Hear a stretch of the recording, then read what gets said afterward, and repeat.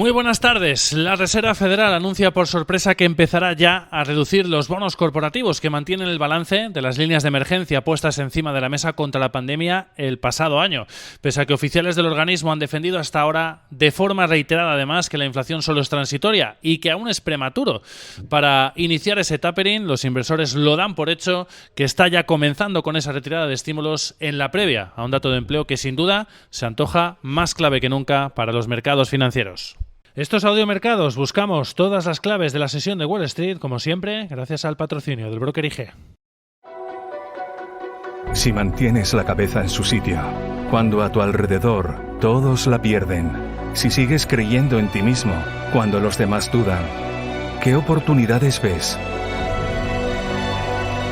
Si te encuentras con el triunfo y el fracaso, y consigues tratar a esos dos impostores por igual, si eres capaz de ver la oportunidad, el mundo del trading es para ti. Cuando ves la oportunidad, IG. Con unos futuros que han ido poco a poco ampliando pérdidas de cara a la apertura a medida que el miedo al tapering se va haciendo fuerte en el mercado después de este movimiento anunciado por parte de la Reserva Federal de empezar a reducir su balance y en concreto de forma gradual esos bonos corporativos que recibió a cambio de las líneas de crédito de emergencia contra la pandemia el pasado ejercicio. En total, 13.700 millones de dólares en un movimiento que está tensionando los mercados con el rendimiento del bono a 10 años que cotizaba en negativo y estable esta mañana y que según se va acercando la apertura americana se está tensionando, se ha girado a positivo y hasta ahora sube más de un punto básico intradía por encima de nuevo del 1,6%. Los inversores se mantienen a la espera de catalizadores clave que puedan dar más pistas sobre qué va a hacer la Fed en su siguiente cita dentro de una semana y media, con ese primer movimiento ya encima de la mesa que anunciaba ayer a última hora a través de un comunicado, una retirada que va a hacer de forma gradual, ha dicho la Reserva Federal, y también sin duda con la perspectiva puesta en el dato de empleo de mañana, ese NFP que va a tener absolutamente mucho que decir sobre si efectivamente va a iniciarse ya ese debate sobre el tapering a nivel interno, como piden ya más voces del organismo y que muchos inversores ven ya ha comenzado detrás de ese movimiento que ha anunciado en las últimas horas la Fed con esa reducción del balance de esos bonos corporativos que mantiene en este caso después de esas líneas de emergencia puestas encima de la mesa el pasado año. En el fondo significa el inicio de la retirada de esas medidas extraordinarias contra la crisis sanitaria convertida también en crisis económica. El último en pedir este debate ha sido el presidente de la Fed de Filadelfia, Patrick Harker, quien ha admitido que ha llegado ya la hora de empezar a pensar sobre cuándo retirar los estímulos monetarios, asegurando además, de hecho, que en su opinión el Banco Central norteamericano tiene que empezar ya a discutir el calendario, la hoja de ruta hacia la paralización de las compras de bonos. Mientras tanto, las perspectivas de la economía y la recuperación en la salida de la peor crisis sanitaria en más de un siglo siguen siendo cada vez más fuertes, como demuestra el panorama que dibujan los diferentes distritos de la Fed en el libro Bates, como veíamos ayer también a última hora, y que apunta a que es verdad que la actividad económica está cogiendo cada vez mayor velocidad y con el dinero además de los estímulos fiscales, dicen los distritos, que empieza también a llegar hasta sectores hasta ahora más reticentes o paralizados por el virus, como los hoteles, los restaurantes, las tiendas minoristas, el sector turístico, los servicios, al fin y al cabo, que ha sido el sector más afectado en esta parte de la pandemia, pero el problema es que al mismo tiempo las empresas están reportando que ante la escasez de trabajadores y la disrupción de suministros en muchos productos o materias primas por la pandemia, se están viendo obligados a subir los precios. O lo que es lo mismo, las presiones inflacionistas están empezando a ser fuertes por este motivo. Y eso que hasta ahora diferentes oficiales de la Fed han defendido y se han agarrado con fuerza a ese argumento a que las subidas de precios son transitorias y temporales. Ojo hoy en este sentido a la advertencia que ha puesto encima de la mesa el consejero delegado de BlackRock, Larry Flynn, quien ha advertido de que una potencial subida muy fuerte de la inflación seguramente, en su opinión, está siendo infraestimada por parte de la Reserva Federal norteamericana. Mucha culpa también de ese sobrecalentamiento de la economía lo tienen los estímulos ingentes desde el plano fiscal que han puesto encima de la mesa desde la administración de Joe Biden, del presidente demócrata,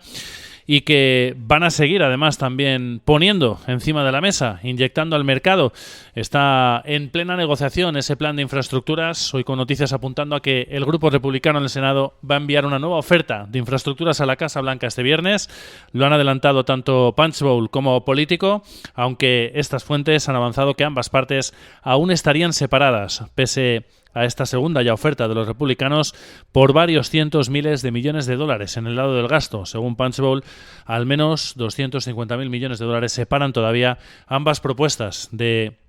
los republicanos y de ese plan de infraestructuras inicialmente planteado por Joe Biden de más de 2 billones con B de dólares. Y también vuelven a primera plana las relaciones entre China y Estados Unidos en el foco de los mercados, con informaciones apuntando a que la administración de Joe Biden está planeando mantener las prohibiciones de invertir en compañías chinas con lazos militares e incluso ampliar el escrutinio, la vigilancia a más sectores y la llamada lista negra de compañías con restricciones para hacer negocios. Un movimiento que hemos conocido apenas un día después de esa reunión que mantenían la secretaria del Tesoro Janet Yellen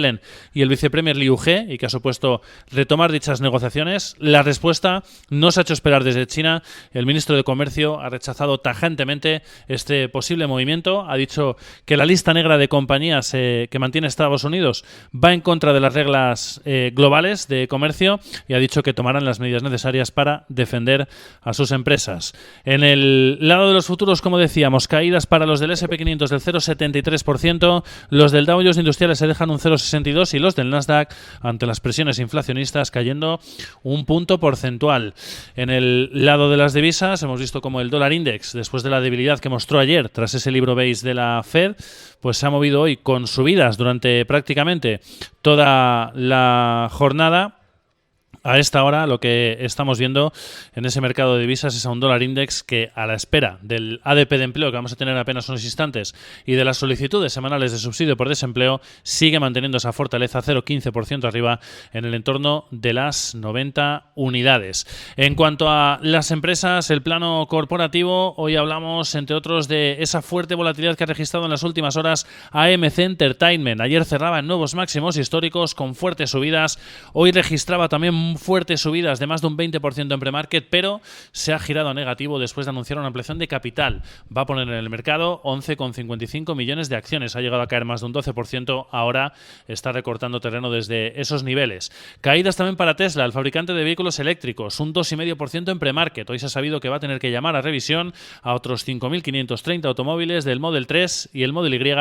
por problemas en el cinturón de seguridad. Resultados corporativos dispares. Por un lado, en el terreno positivo, la cadena de tiendas Cons, minorista de muebles, ha superado previsión de ganancias en el primer trimestre, está subiendo un 5% en premarket, beneficio por acción de 1,55 frente a los 0,31 esperados. Sus ventas han crecido un 19,4% en el primer trimestre del año. Y en el lado contrario, la cadena de tiendas de moda Express, que ha registrado pérdidas en el trimestre de menos 0,55 dólares. Es verdad que en línea con lo esperado, menos 0,55, pero sus acciones están cayendo más de 10 puntos en preapertura. Y otros dos apuntes. Amazon habrá destronado a Tesco y a Sainsbury del liderazgo de los supermercados británicos en apenas 4 años, con unos ingresos que superarían